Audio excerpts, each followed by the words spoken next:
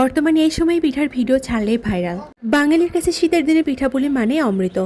আমার কাছে তো শীতের দিনের পিঠাপুলি খেতে বেশ ভালো লাগে, আর তার মধ্যে যদি হয় খেজুরের গুড় দিয়ে বানানো পিঠা। আসসালামু আলাইকুম, সবাই কেমন আছেন? ওয়েলকাম করছি আমার নতুন আরেকটা ভিডিওতে। তো সকাল সকাল ঘুম থেকে উঠে দেখি আমার মা পিঠা বানানোর জন্য চাল ভিজাচ্ছে। তো চালগুলো ভালোভাবে পরিষ্কার করে নিচ্ছে। আর টাটকা চালের আটার পিঠা খেতে ভীষণ মজার হয়। তো আগেরকার দিনের চালের আটা ঢেকিতে করা হলেও এই আধুনিক যুগে আর কিন্তু ঢেকিতে সেভাবে চালের আটা করা হয় না। তো চালের আটা করা হয়েছিল মেশিনে। তো এখন পাতিলে ঢালা হচ্ছে গরুর খাঁটি দুধ। পিঠা বানানোর ক্ষেত্রে খাঁটি দুধ ছাড়া কিন্তু একদমই জমে না। আজকে বানানো হচ্ছে আমার বাড়িতে খেজুরের গুড় দিয়ে দুধে ভিজানো চিতই পিঠা। আর এই পিঠাপুলি বানানো কিন্তু একা একা মোটেও জমে না। সবাই মিলে পিঠাপুলি বানানো এবং খাওয়ার মজাই আলাদা।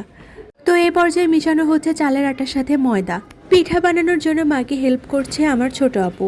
সেও আমার মায়ের মতো ভালোই মোটামুটি পিঠা বানাতে পারে।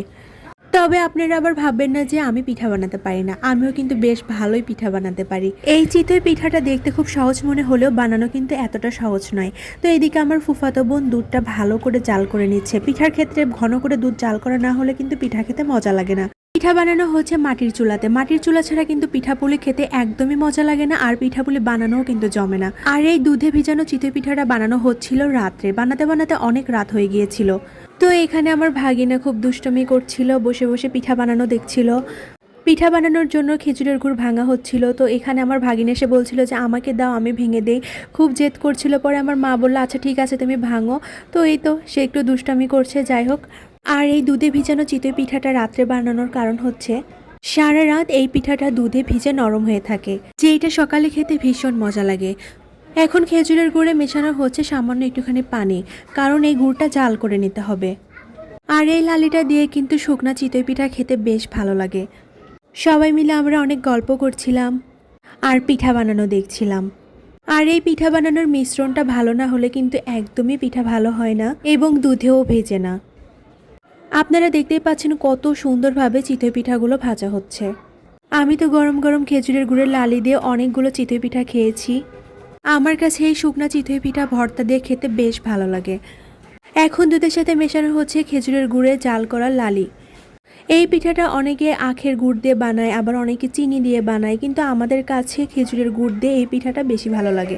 জাল করা দুধের সাথে খেজুরের গুড়ের লালিটা খুব সাবধানতার সাথে মিশাতে হয়, কারণ অনেক সময় দুধটা নষ্ট হয়ে যায়, দুধটা কেটে যায়। আর এই জিনিসটা হওয়ার মেইন সমস্যা হলো হয় দুধটা ভালো হয় না, আর নয়তো গুড়টা ভালো হয় না। এখন একে একে সবগুলো পিঠা দুধে ভিজানো হচ্ছে। এই পর্যায়ে পিঠাটা সারা রাত দুধে ভিজে থাকবে। তো এখন সকালবেলা পিঠাটা খেয়ে দেখব যে কেমন হয়েছে। দেখেই তো মনে হচ্ছে যে খুবই মজা হবে পিঠাটা খেতে। প্লেটে আমি একটা পিঠা উঠিয়ে নিয়েছি। আর সত্যি বলতে মাশাআল্লাহ পিঠাটা অনেক ভালো ভিজেছে এবং খেতেও ভীষণ মজা হয়েছে। তো আজকের এই পিঠার ভিডিওটা আপনাদের কাছে কেমন লেগেছে অবশ্যই লাইক, কমেন্টস এবং শেয়ার করে জানাবেন। সবাই ভালো থাকবেন। আল্লাহ হাফেজ।